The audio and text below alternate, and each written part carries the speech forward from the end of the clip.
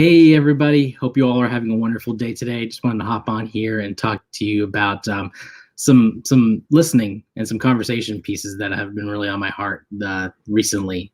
The idea of listening to learn versus listening to prove is something I think that if we think about it, we can all relate to in our conversations, whether it's with our spouse, coworkers, employees, clients.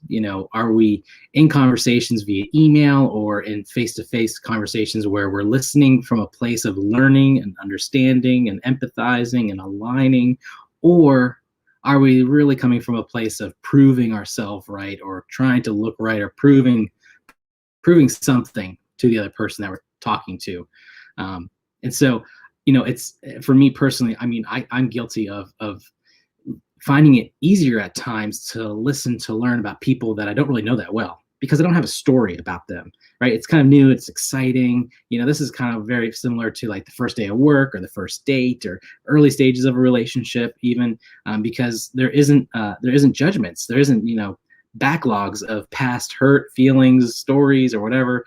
And it's very easy to listen to learn and really engage. And even if you don't agree with somebody, you're kind of in the conversation. Whereas we see this all the time, where as time goes on, the conversations become more and more rigid, or maybe they don't become as flowing and fun for some people, because we're constantly feeling like we're kind of defending the homeland over and over again, or we're constantly having the same argument or the same conversation, and it's exhausting or frustrated. For me, I know that this happens a lot whenever Em and I get into the same arguments over and over again. We're constantly in that state of proving who's right, proving what we're trying to say, or proving what I'm up to, and it doesn't really matter what the context is. It just happens. It happens in the boardroom all the time. The sales manager comes in and here we go. What does corporate have to say now? Oh, small business America again. Here we go. The same old moping stories. And we're already listening to prove how we are going to respond before the message is even given to us. And so I just wanted to kind of give you 3 practical tips to listen to learn. Because whenever we look at the differences in what the results look like, whenever we learn versus whenever we prove, it's drastic, right? This is the times in the conversations where after an argument, generally, tears are involved, or just real transparency. Whenever we're listening to learn about what the other person is coming from, then we actually see some change. But it just takes so much generally to get to that point, because we're so hell-bent on this proving point that we're all guilty of. And so 3 practical steps. It's acting up, guys. Sorry to do this to you, but we're just going to work with it. So like I said, coach, counselor, mentor, somebody that's a trusted advisor to you. There's nothing that you're going to lose in having somebody else on the outside looking in. So often I get couples or get business people that say, oh, we'll just work on this ourselves. Great. You'll probably experience the same results, because look what's happened.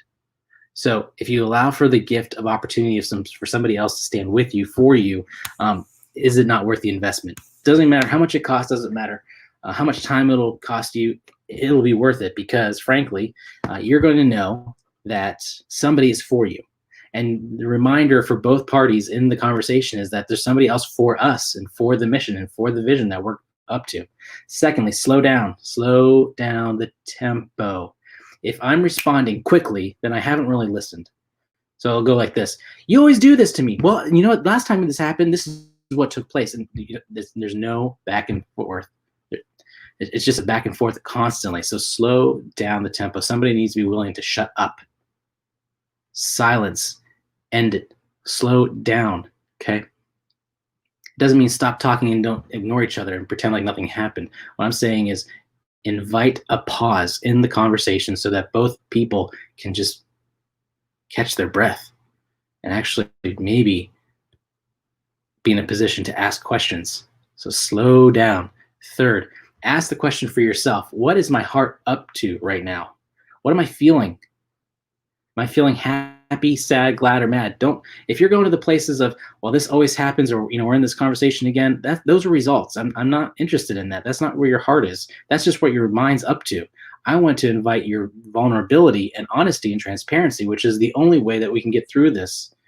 Because if we're willing to share our hearts, or if we're really willing to share what's going on, then we're able to possibly help the other person learn what's going on, right? Whether it's a boss that comes in and is telling you something that you don't align with or don't agree with, am I willing to say, "Hey, try that again, intimidated because I've never done this task before." And stop talking. You always do this to me. Don't go down that. Like, you guys always do this, or we always have to do these things. No, I'm intimidated. Shut up. Let the other person just hear it. Maybe the person has heard that before, and you can tell if they're listening by maybe some of their questions or the way in which they respond. You'll know exactly where they're at. But are you willing to own your emotions in the process and really what your heart's up to? So get a third party, slow down, and ask the question, what is my heart up to right now? I hope that's helpful, friends. Sorry for the technical difficulties. Listen to learn and see what comes about it. I hope that is a blessing and a help to you, and I hope you all have a wonderful day. Take care, everyone.